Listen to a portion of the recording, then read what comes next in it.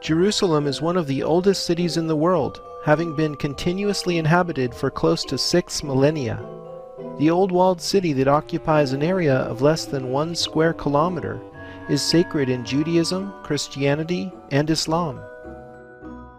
The Church of the Holy Sepulchre is the most sacred place in Christianity, where Jesus was both crucified and entombed before rising from the dead. The site where Solomon's and Herod's temples were located is actively debated. The only thing the researchers seem to agree upon is that it was somewhere on the Temple Mount. Locating the temple precisely is a priority for Jews, because the rock of foundation within the temple's Holy of Holies is the most sacred place in Judaism.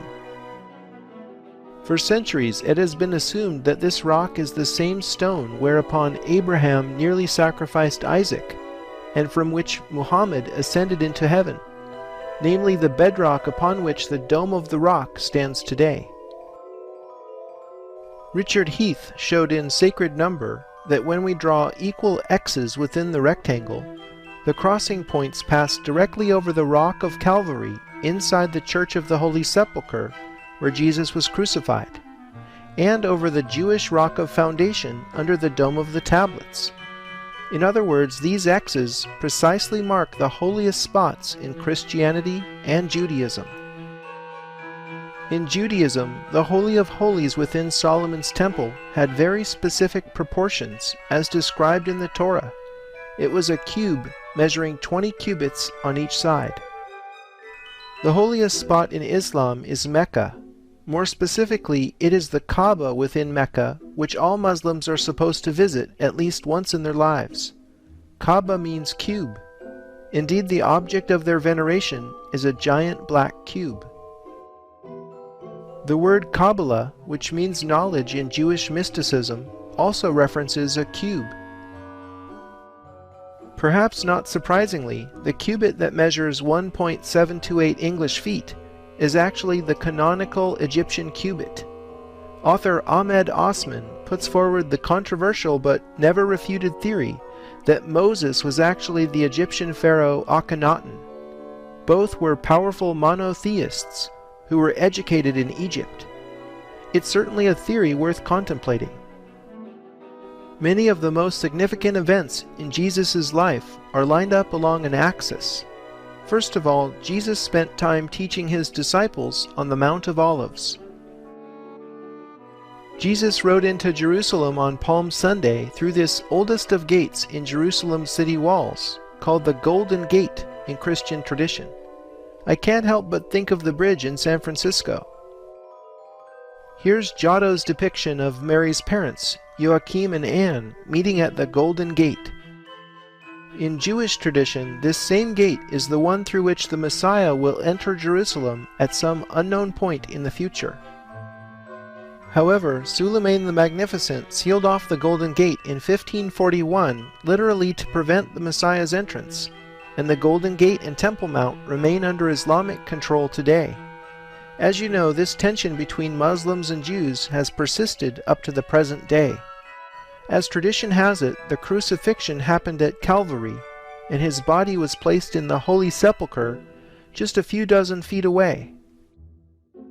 Isn't it amazing that most of the important events in Christianity took place along an axis connecting the center of the X's in this diagram? Before we leave Jerusalem, I want to detour to a place you'd probably never expect me to go. Winnipeg, Canada. It's the capital of Manitoba, eh? Architectural historian Frank Albo has discovered the Manitoba Legislative Building is not only a reconstruction of Solomon's Temple, but is loaded with secrets in plain sight. The architect Frank Worthington Simon designed this 1920 building to be veiled in allegory and illustrated with symbols only his Freemasonic brothers would understand. In fact, every premier who worked in this building from 1870 to 1967 was a Freemason. 2 Egyptian sphinxes flank the entrance, just as they do in front of the House of the Temple in Washington, D.C. The top of the dome features a 13-foot-high gilded statue of Mercury. The same golden boy will meet again in Paris. After going up 2 flights of 13 steps, one enters a cubic space measuring 66.6 feet on edge. We'll uncover the unexpected meaning of 666 in the most surprising of places in Paris. It's probably not what you think. According to Albo's research, 2 13-foot-high bronze bisons identify this as a cleansing room in temple vernacular. Going up another flight of 13 steps, one arrives in the rotunda. There's a mural on the wall of the rotunda above the entrance to the Manitoba Legislative Assembly that ostensibly depicts World War I. However, a man wearing a white robe with exposed chest, being supported by his brother, identifies him as an initiate in the first Masonic degree ceremony. Albo identifies this mural as the altar in what is secretly an initiation chamber. Looking up in the rotunda, you see the underside of the central dome the golden boy is perched upon, and looking down a level through an oculus in the floor reveals a fascinating space called the Pool of the Black Star. Just off the rotunda is the Lieutenant Governor's reception suite, which is the only space in the building off limits to the public. Albo got special permission to measure the chamber, and discovered it's a cube, having an edge length of 20 cubits. These are precisely the same dimensions as the Holy of Holies within Solomon's Temple, a place that was also obviously off limits to the public. This building is clearly amazing, but why is it here? Albo points out that Winnipeg is at the geographical center of North America. The Black Star at the heart of the legislative building was deliberately placed upon this naval point. Okay, but what is the building really doing? I think the Manitoba Legislative Building was designed as a magical talisman to harvest, or in some sense control, the energies of North America. Consider a much older example of this type of talismanic magic. Old Sarum, which is the center point of ley lines in England, dates from the same era as Stonehenge, Avebury, and Silbury Hill. This radiating topology reminds me of one other magical artifact, the sun disk worshipped during the reign of King Tut's father, the pharaoh Akhenaten. If you think believing in magic is childish, consider Walt Disney's so-called Magic Kingdom. Did you know Disneyland has a mysterious Club 33, which is not open to the general public? We know from studying DC how important the number 33 is to Masons. Club 33 memberships cost $20,000, and it's the only place in Disneyland where alcohol is served. There's clearly more going on in the Magic Kingdom than meets the eye. I think the Black Star at the center of North America holds a much deeper secret. Physicist Nassim Haramein, whom you'll hear more about in Rome, believes that Moses took a compact power source out of the Great Pyramid and placed it inside the Ark of the Covenant before he left Egypt. Haramein showed how the Ark fits precisely within the misnamed sarcophagus inside the king's chamber within the Great Pyramid. It was misnamed because no mummy has ever been found in an Egyptian pyramid. By the way, the granite box's exterior volume is exactly double its interior volume, a mathematical relationship echoed thousands of years later in the Delian problem that plagued the Greeks. Considering the evidence, I think the Ark was an Egyptian artifact before it became the most sacred object in Judaism.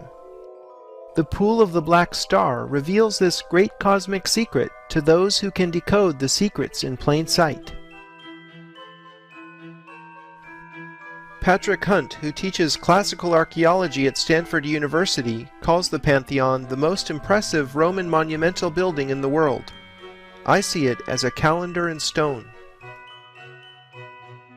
Its rotunda is an engineering marvel, employing techniques such as reinforced concrete, not rediscovered until almost 2,000 years later.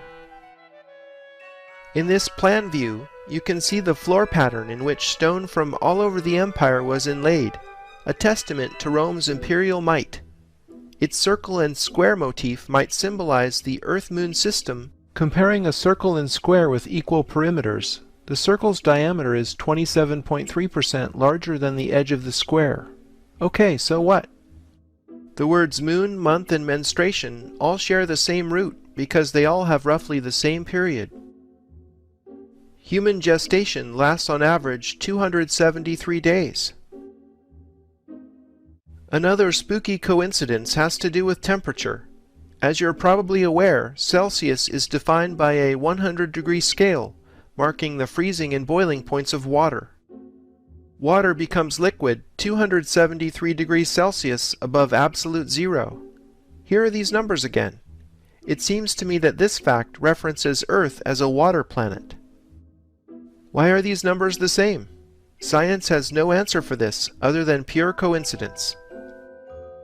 In this sectional view, you can see that a sphere fits perfectly within the volume the Pantheon encloses. I think recognizing this as the celestial sphere is the key to the Pantheon's symbolism. The original Roman statuary fit into the 7 alcoves. The pantheon of pagan gods was replaced with Christian saints when the building was christened the Church of Santa Maria Rotunda in the year 609. Exchanging pagan gods for astrological symbols, we see an arrangement matching the Ptolemaic harmony of the spheres. To the modern eye, this sequence might seem arbitrary, but it actually ranks the planets in order of increasing apparent speed against the background of fixed stars as seen from Earth. Ptolemaic cosmology is therefore an Earth-centric approach to astronomy. Mark Booth writes in The Secret History of the World, Ptolemy's map of the spheres is conventionally presented as having been superseded by the ideas of Copernicus, Galileo, and so on, but in fact was and is an accurate map of the spiritual dimension of the cosmos, a dimension which seemed more real to the ancients than the material cosmos. Are you aware that the days of the week are named after the planets? With the exception of Saturn Day, Sun Day, and Moon Day, English speakers unfamiliar with Norse gods might have an easier time spotting this connection in French or Italian. Connecting the days of the week in order yields a 7-pointed star, somewhat distorted to accommodate squeezing it into the octagonal symmetry of the Pantheon. Looking up in the rotunda, you see the oculus, or central void in the dome. The oculus is the sole source of illumination in the interior, so it clearly symbolizes the sun. The 5 rising tiers of coffers might represent the 5 planets visible with the naked eye from Earth. The 28 divisions around the circumference is where things really get interesting. It is my contention that the 28 rays represent days. Consider a month of 4 7-day weeks lasting 28 days. 13 such months add up to 364 days. The extra day needed to round out a 365-day year is where we get the phrase, a year and a day. Remember the 7-rayed diadem of Isis and the 7 rays of the Statue of Liberty? I prefer to call this the Isis diagram, in reference to the older stream of knowledge coming out of Egypt. The Isis diagram encodes just intonation in music. On the most basic level, consider 1 octave of a piano keyboard. A total of 12 notes are divided by sharps, leaving 7 white keys. The term sharp suggests the pointy heptagram, doesn't it? As we'll soon see at Chartres Cathedral, music, along with astronomy, geometry, and number theory, are all keys to this ancient mystery. Expanding the Isis diagram to contain 4 7-pointed stars, we have what I call the Osiris diagram, which encodes the Sothic year of 365 days in the following way. The 28 tips of the stars represent days in the ancient month. 12 circles surround a 13th, located at the center of the stars. The circles represent months. 13 months of 28 days each defines the year. The Earth circle underlying the stars represents the extra day and completion of the Sothic year. And the Sothic year was itself calibrated by the heliacal rising of the star of Isis, consort to Osiris. It's beautiful the way the geometry matches the cosmology. The architecture of the universe is embedded in Egyptian cosmology. To perceive the larger ramifications of the cosmology we are rediscovering, let's break away from 2D diagrams and explore where we live, the third dimension. It's a 3D reality that 12 spheres fit perfectly around a central 13th, with all of them tangent to each other, while the 13 fit perfectly within an overarching sphere. I think this 3D reality is the source of the obsession with the number 13 that we've seen symbolized in so many places. The first ever known depiction of a cube octahedron was drawn by Leonardo da Vinci. He created this illustration for Luca Pacioli's book, De Divina Proportione. Pacioli and da Vinci worked together, became close friends, and later shared a house together in Florence. Priya Hemingway writes, "In the autumn of 1506, Albrecht Dürer rode from Venice to Bologna to the home of Luca Pacioli in order to be initiated in the mysteries of a secret perspective." Clearly the cube octahedron was important to these Renaissance masters immersed in Hermetic knowledge. Perhaps they knew something we don't. In the 20th century, Buckminster Fuller was obsessed with the cube octahedron. He called it the Dymaxion and built his philosophy around it because the cube octahedron is the only polyhedron completely in equilibrium. All 12 vectors emanating from its core have equal angles, and all of its internal and external edges have equal length. In the 21st century, the cube octahedron is the foundation for physicist Nassim Haramein's unified field theory that offers a new solution to Einstein's field equations.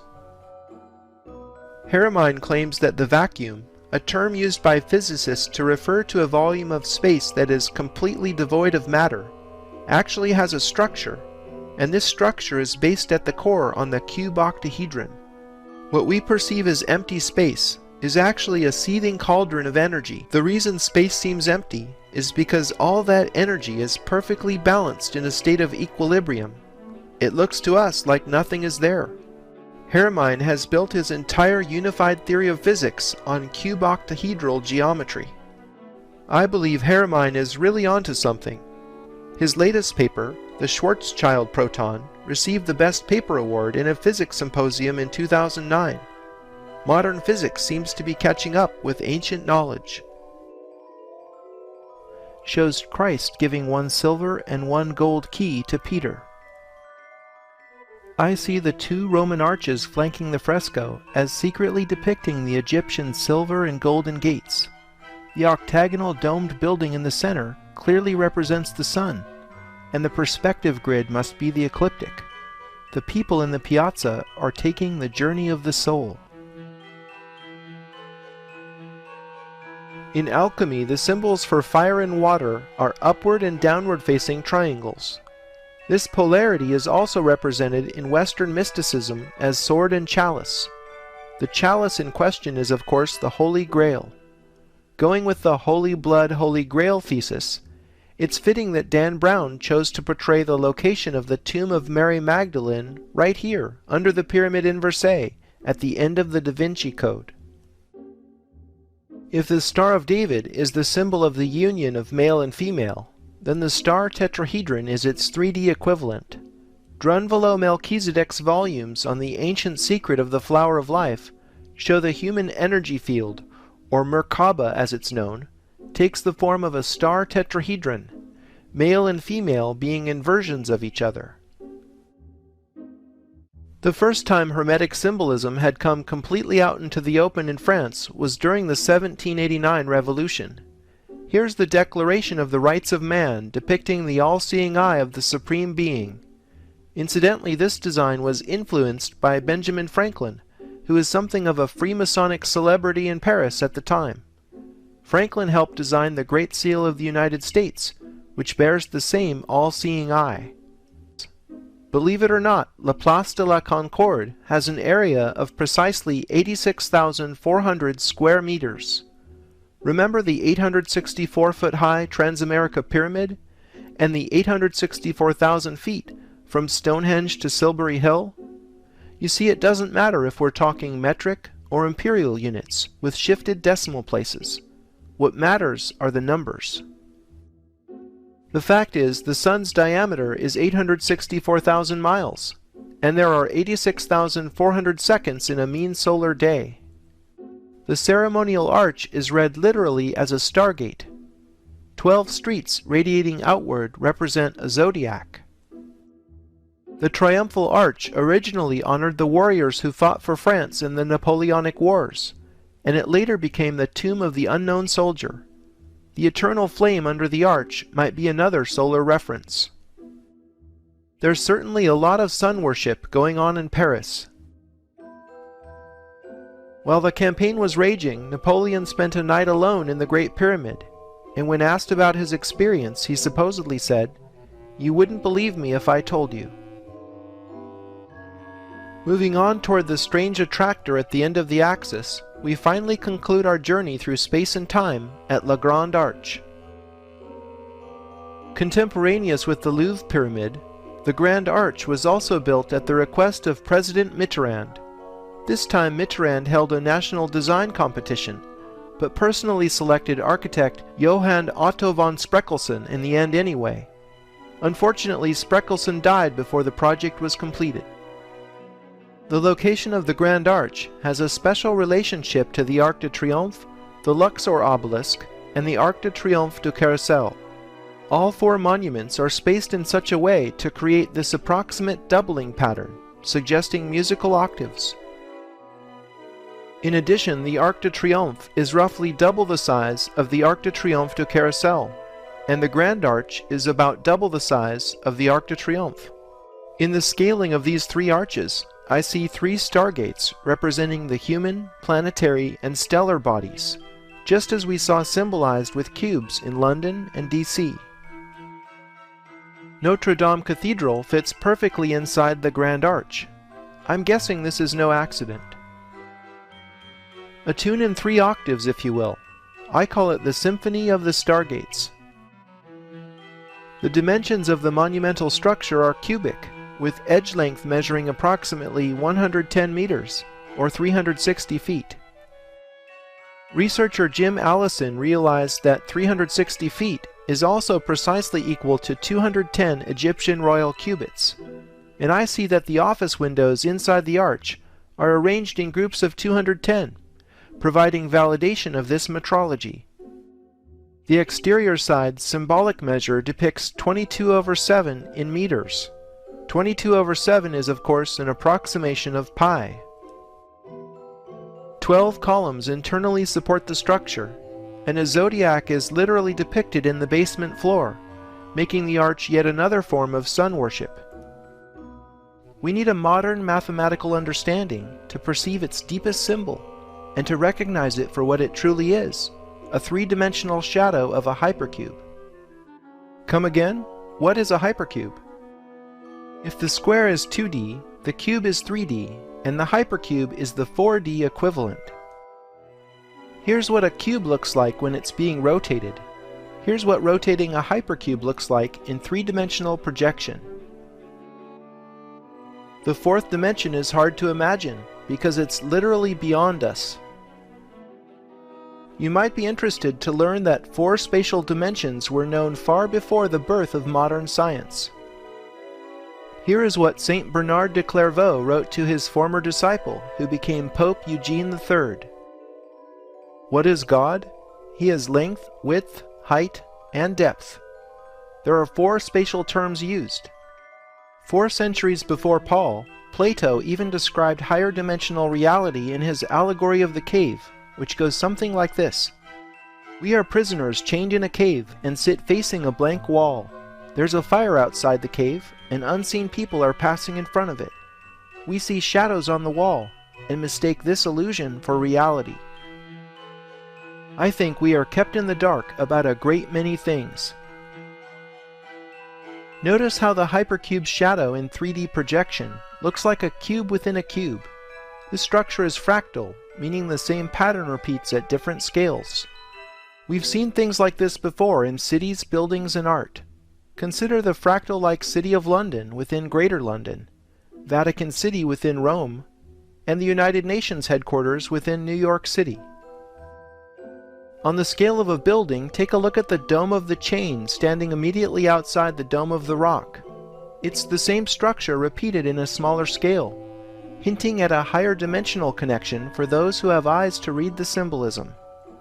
This is where it all comes from. The sun is a hypercube. This 4D solar symbol appropriately contains the 3D star tetrahedron and the 2D Star of David. We see now why these sacred diagrams are both called stars, because they are projections of our sun, which is itself a star. Unfolding a square gives you a line. Unfolding a cardboard cube gives you a cross. Unfolding a hypercube gives you a cross made of cubes.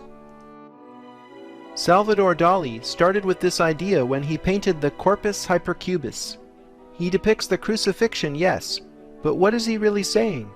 Corpus Hypercubus is the ascended body as hypercube. Why did they choose a cube to symbolize their art movement? Could these cubists have been privy to secret knowledge that inspired their attempt to paint the fourth dimension?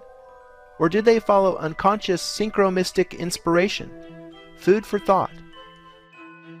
So now we have the human body, the earth, and the sun symbolized as hypercubes. 3 cubes if you want to use a 3D symbol.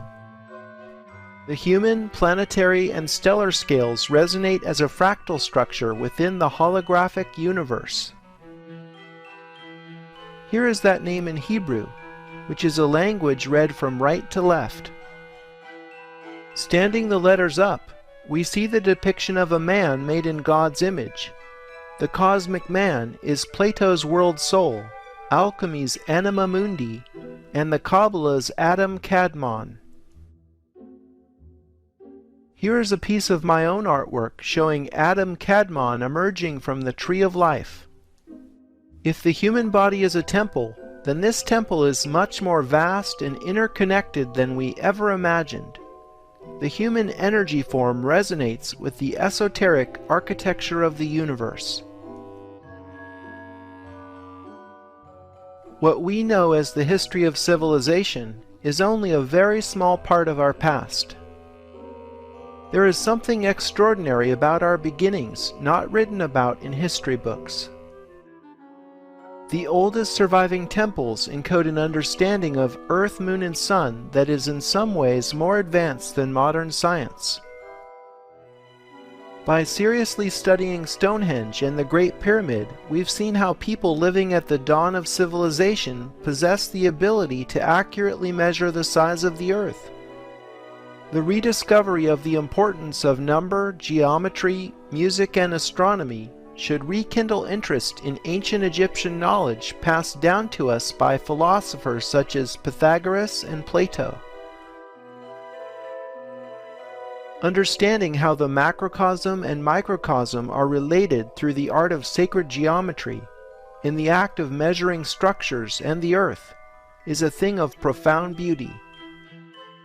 Relating 6s to 5s by drawing hexagons and pentagons in the landscape, or by measuring with Egyptian units, finding Pythagorean triangles, and urban design, exposes an obsession with ancient symbolism spanning the centuries. The designers take this symbolism so seriously, then there must really be power in ancient knowledge. I hope you've enjoyed it, and I invite your participation in uncovering more secrets in plain sight.